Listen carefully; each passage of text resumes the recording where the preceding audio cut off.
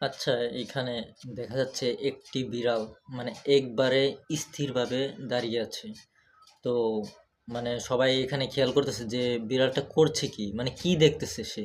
হঠাৎ করে সে একবারে বরফের মতো স্থিরভাবে দাঁড়িয়ে আছে। কোনো নড়াচড়া নেই। এক দৃষ্টিতে কি যেন দেখছে সে। সবাই তো হতবাক। কি হচ্ছে? ও কি দেখতেছে? কেউই বুঝতে পারতেছে না। সবাই শুধু বিড়ালটার মানে এই স্থির হওয়াটাই দেখতেছে অবাক দৃষ্টিতে। এবং এখানে বিড়ালটা কোনো নড়াচড়া করছে না, শুধু জাস্ট দেখুন একটু লেজ নড়াচ্ছে কিন্তু।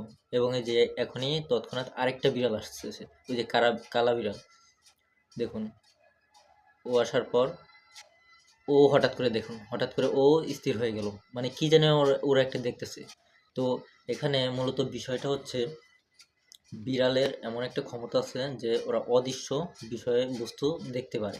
মানে ওরা আমাদের যে একটা মানুষের ক্ষেত্রে আহ, তৃতীয় ডাইমেনশন পর্যন্ত দেখার ক্ষমতা আছে, কিন্তু বিড়ালের চতুর্থ ডাইমেনশন পর্যন্ত দেখার ক্ষমতা আছে। এটা ওদের আর কি সৃষ্টিকর্তা এই শক্তিটা ওদের দিয়ে দিয়েছে, যার কারণে ওরা অদৃশ্য যেই বস্তুগুলা বিষয়গুলা ওরা সেটা পর্যবেক্ষণ করতে পারে। এখানেও সেই বিড়ালগুলোর সাথে এরকমই হয়েছে। ওরা হয়তো এমন কিছু একটা অদৃশ্য ভয়ানক বা কোনো অবাক করা বিষয় আর কি দেখেছে, যেটা আর কি দেখে ওরা হতবাক হয়ে গেছে। স্থিরভাবে ওরা এক দৃষ্টিতে সেই বিষয়টাই মানে সেই জিনিসটাই ওরা দেখতেছে, লক্ষ্য করতেছে।